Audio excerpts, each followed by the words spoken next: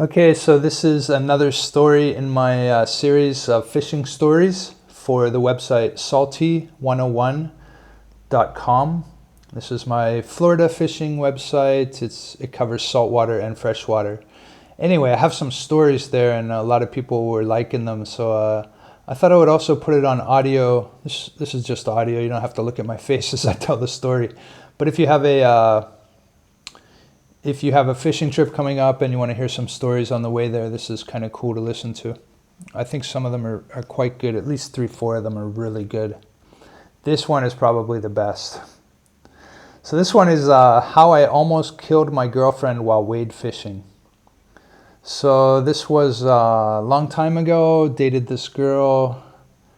She wasn't into fishing at all, but she was willing to try, And she went with me a couple different times. We went to piers and maybe even stood on the beach for some beach fishing. But on this time, I said, let's go wade fishing, where you have to stand in the water. And to me, this was never a big deal. I told many people that I went wade fishing, and a lot of people were kind of weirded out by it. Like, you stand in the water up to here, and fish? I said, yeah. I said, it's amazing. It feels great. It's cool. I said, you can catch a lot of trout usually. Anyway, but she wasn't that weirded out about it. She was keen to try it. So we tried it, right? Okay, here's the story. And you can go to the webpage. I'll put it in the description, and you can see the webpage where I write the story out.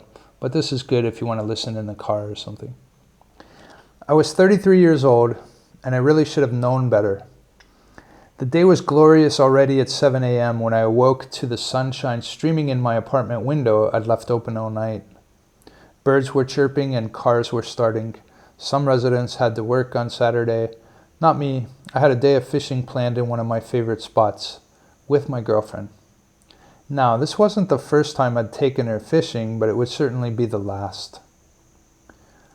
I have a funny picture on the web page you should go see. This girl, some hot girl I grabbed a photo of. I think it was from Unsplash. Anyway, I had meticulously planned our outing for success because I wanted her to enjoy fishing with me.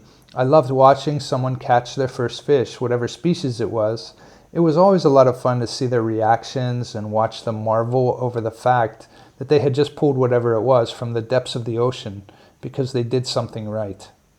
I grabbed all my gear and an extra rod for her and threw it all in my trunk and drove 20 minutes to find her sitting out on her porch, waiting quietly so as not to wake up her family. They obviously didn't have to work on a Saturday until later, and they enjoyed their Saturday sleep-in. Kim looked lovely, and she was excited about fishing, I think, not just to see me. We didn't get a whole lot of time together because she worked 6 days a week and always had something going on with her huge family. I was attending school and working, so I also didn't have much time. We drove down to my favorite speckled trout fishing spot in Fort DeSoto Park near the Sunshine Skyway fishing pier. It took only 20 more minutes to get there, and the morning was just picture perfect. I could picture the sun warming the water and the trout coming in close to warm up after a cool October night. We parked and put our running shoes on so we could avoid the sharp barbs on the tails of stingrays under the sand and silt. I had my foot ripped open by one a couple of years ago before, and it's something that I never want to repeat or see happen to anyone else. That's another fishing story I'll write shortly. Okay, so the ocean was glass and we could see every disturbance on the water that meant shrimp, fish, or even bubbles coming to the surface. It was that calm. We walked 100 yards to the spot where we entered the water. It was all sand here, leading out to deeper water and some grass flats that the trout loved as cover.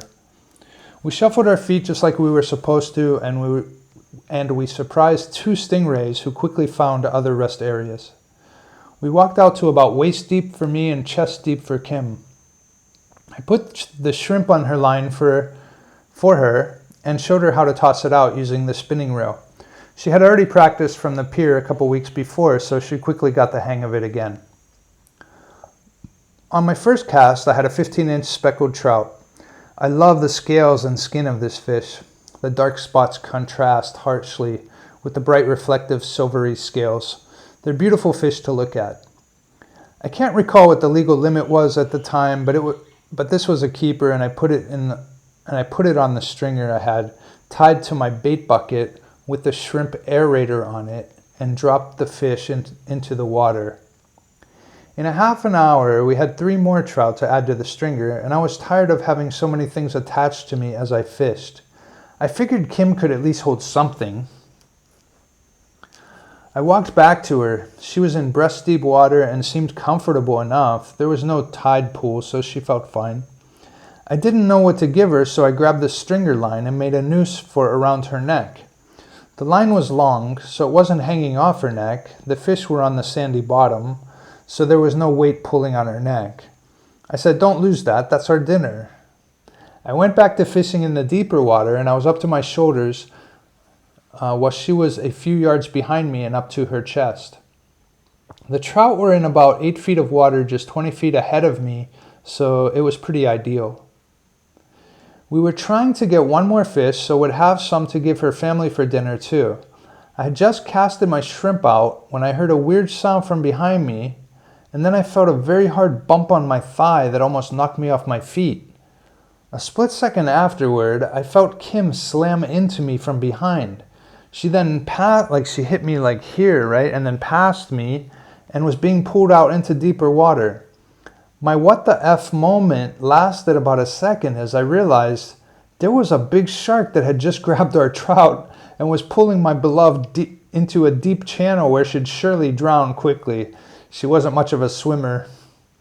I remember seeing her frantic face looking at me as she passed me, clawing at her neck to remove the stringer line, which was a plastic, one of those plastic rope-like things. I caught her shirt and held on, and we both worked as fast as we could to get the noose from around her neck and over her head. We were lucky to do it quickly, and the shark just kept going with its free meal.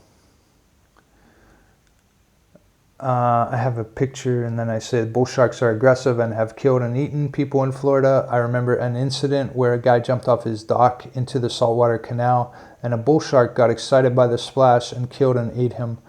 To think that one was that close to us is a bit unnerving. So I'm pretty sure it's a bull shark. Kim was shaken pretty badly, and I was dumbfounded. I didn't know a shark would come in that close. I figured the worst we'd have to deal with would be a crab pulling on the trout. Kim fished from shore for another hour, and I fished up to my waist thinking, well, that won't happen again. I'm safe. I don't know if I was safe or not, but I wasn't going to stop fishing because now I needed to get 4 more trout. Kim never wade fished with me again. She made sure to tell everyone we ever fished with after that I put a stringer rope around her neck to get rid of her, and it didn't work. It was a harsh lesson learned. Sometimes even the most perfect days can turn to tragedy. Be careful out there. Keep your stringers the hell out of the water while you wade fish. I wonder what kind of shark that was. There's no telling, really. Maybe a bull shark. They're common in that area. Every time I'm wade fishing, I think back to the time when I almost lost my girlfriend due to a really stupid mistake. Can you imagine if she actually died from it? So yeah, that was the weirdest time fishing ever, and only afterward did I really realize the gravity of the situation. Right? It was because it happened so fast that first I felt the bump on my leg, which was like a very solid bump under the water, right? Like hard, and that was the shark as it passed me with the stringer and pulling her behind. And then she slammed into me, and I was like, I thought she was joking around at first, just for a split second, and then she passed me, and I realized she's being pulled by her neck by that plastic rope. Horrible situation. Now you know better. You probably knew better before I told you. I don't know really what was in my mind, except that a shark grabbing that never even entered my mind for a second. I thought we were in too shallow. I'd never seen a shark there while wade fishing. Contrary to like other places I've wade fished and I saw sharks all the time. As I'm reeling in, something's trying to grab my like hammerheads, even small hammerheads. Yeah, so it was just completely a surprise, and a horrible surprise. Okay, so that's it for this story. I have other stories. I'll just go through them briefly, and you can find them at the website. You can also click in the description right there, and I will have links to my other videos here in the playlist. So another story is when my uncle caught a 40-pound snook on a 2-pound test line. Another one is my brother almost dies on the first day of trout season. Another one is that time I accidentally set fire to my foot. I stepped on a stingray barb. Another one, Dave's first fishing trip ever. That's pretty good. Another one, I take my little brother fishing and nearly kill him. Another one, spearfishing for giant trevally bait. This was in Maui. So those are the stories. I think they're really good. I get a lot of feedback. A lot of people like them, so that's why I'm doing the video. You can listen in your vehicle as you drive to a fishing spot or whatever, or chain them together in this playlist, and you can listen to all of them at once. All right, hope you liked it. Cheers.